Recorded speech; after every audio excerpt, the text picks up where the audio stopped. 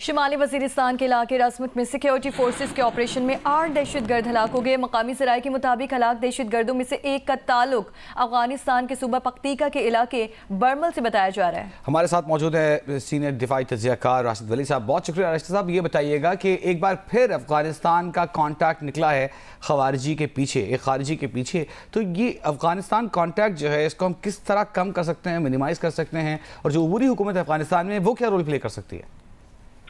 دیکھیے، جو فتنہ ہے خوارج کے 8 جان واصل ہوئے ہیں آج،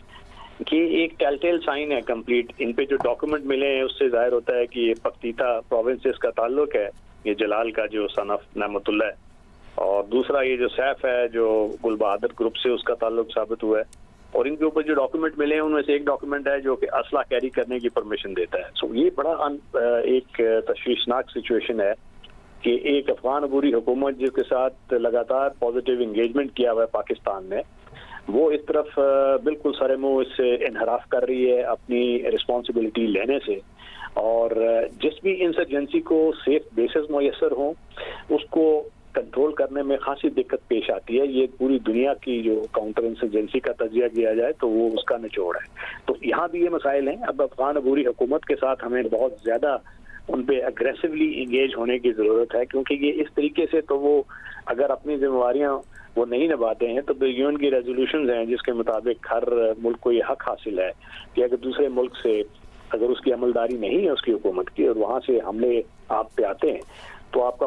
اس پہ کچھ رائٹس ہیں کہ آپ اس علاقے میں جا کے کاروائی کر کے اپنا دفاع کر سکتے ہیں۔ تو اب کیا وہ چاہیں گے کہ پاکستان اس میں جا کے وہ کرے اور اس پہ ہمارے اس کے سوورینٹی کے پھر وہ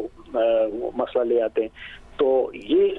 ہمیں ڈپلومیٹک سطح پہ بھی یہ ان کو اٹھانا چاہیے، اور یہ جو ریجنل ہمارے کچھ میکینزم ہیں، چائنا، ایران، افغانستان، اور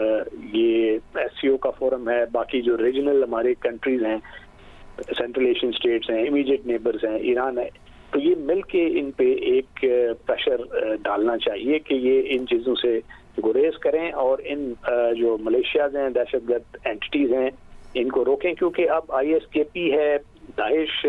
وہ پورے خطے بلکہ پوری دنیا کے لیے خطرہ ہے، اور ان میں اور ان یہ جو ٹی ٹی پی ہے اس میں اشتراک آپریشنل لیول پہ یہ ثابت ہو گیا ہے۔ ان کے درمیان آپریشنل لنکیجز ہیں، وہیں سے یہ ریکروٹمنٹ لیتے ہیں، وہیں سے یہ آئیڈیولوجیکل اورینٹیشن ان کی پکڑتے ہیں۔ راشد صاحب یہ بتائیے گا، افغان عبوری حکومت جو ہے وہ داعش کو تو اپنا دشمن قرار دیتی ہے، لیکن اس کے اشتراک کار ٹی ٹی پی فتنۃ الخوارج جو ہیں ان کو کھلی چھوٹ دی ہوئی ہے، اس کی کیا وجہ ہے؟ جی وہ ان کو دشمن ضرور مانتی ہے، اس کے خلاف ایکشن بھی ہوتے رہے ہیں، بٹ ادھر ایک گرے زون وارفیئر ہے یہ، جس میں کوئی پتہ نہیں چل رہا اس وقت کہ داعش جو ہے وہ اس میں سے کچھ لوگ ڈیفیکٹ کرتے ہیں اور وہ ٹی ٹی پی کا حصہ بن جاتے ہیں، کیونکہ وہ افغان ہے تو اس پہ تو ان کا کوئی کنٹرول نہیں ہے، اور چونکہ ان ٹی ٹی پی کو وہ اپنا ایک آئیڈیولوجیکل وہ الائی سمجھتے ہیں افغان طالبان، تو اس وجہ سے وہ ان کے خلاف کسی بھی قسم کی کارروائی سے گریز کر رہے ہیں، جو کہ بڑی مایوپک اور شارٹ سائٹڈ یہ اپروچ ہے۔ اور افغان عبوری حکومت کے درمیان بھی یہ ایک کابل ہے جہاں ان کی میجر منسٹریز ہیں، حقانی ہیں، باقی ہیں جو کہ ان کو انٹیریئر ڈیفینس، اور باقی ایک جو ان کا اسپرچول اتھارٹی ہے، جو فائنل ورڈ ہے وہ قندھار میں، اور ان کے درمیان یہ جو آپس میں بھی کچھ ڈفرینسز ہیں، مگر چونکہ آخری ورڈ قندھار کا ہوتا ہے تو جو ریئل پالیٹک کو جو ان کا آئیڈیولوجیکل پلانک ہے وہ ڈومینیٹ کر لیتا ہے، اور یہ بڑی بدقسمتی ہے افغانستان کے لیے۔ تو یہاں پہ پوری میں تو کہتا ہوں عالمی برادری کا یہ فرض اس وقت بنتا ہے کہ بیفور یہ ٹی ٹی پی ایک امبریلا آرگنائزیشن بن جائے دہشت گرد اینٹیز کے لیے، اور میگنیٹ کا کردار ادا کرے کہ پھر دنیا بھر سے جو دہشت گرد اس میں اکٹھے ہوں، کوئی نیا عالمی سطح پہ بھی ایسا واقعہ رونما نہ ہو جائے۔ پاکستان تو خیر اس کی کراس ایئر میں ہے ہی ہے، تو اس کو اس طریقے سے بھی ہمیں اجاگر کرنے کی ضرورت ہے۔ تو اس کی یہ جو ڈائمینشنز ہیں انٹرنیشنل، ریجنل، جو کہ ایکسیڈ کر رہی ہیں، ابھی ایکسٹرا ریجنل، ابھی داعش کے کچھ حملہ ہوا تھا روس میں، تو ان کے تانے بانے یہ ان کے ساتھ ملتے ہیں، یہ ٹی ٹی پی کو بھی سسٹنس فراہم کر رہے ہیں، اور اب چونکہ داعش کے لیے تھوڑا سا دائرہ کار اگر وہ محدود اپنا محسوس کرتے ہیں تو وہ ایک سمجھتے ہیں کہ یہ ان کو آپریٹ کریں گے ٹی ٹی پی کے ساتھ اور یہیں سے وہ ٹریننگ اور انڈاکٹرینیشن لیں گے. سو ان میں آنا جانا کافی لگا ہوا ہے. تو انلیس افغان عبوری حکومت داعش کے ساتھ ساتھ ٹی ٹی پی کو بھی اپنا ایک تھریٹ نہ سمجھے اور ان کو ایکشن نہ لے ٹینجیبل کانکریٹ, تو یہ ان کے لیے بھی بڑا مسئلہ فیوچر میں بنے گا. ہمارے لیے تو یہ مسئلہ بنا ہی ہوا ہے, اور ہماری جو لا انفورسمنٹ ایجنسیز ہیں ڈیفینیٹلی وہ خراج تحسین کی حقدار ہیں کہ وہ جس طریقے سے اس پہ حملہ کر رہی ہیں اور جس طریقے سے جانوں کی قربانی دے رہی ہیں. یہ ایک بڑا مشکل آپریشنز ہیں جو کہ انٹیلیجنس بیسڈ ہیں, جس میں سم ٹائمز انٹیلیجنس آپ کی 100% ہوتی ہے, سم ٹائمز اس میں کچھ کامیابی نہیں ہوتی ہے, مگر ہمارے جا کے ان کی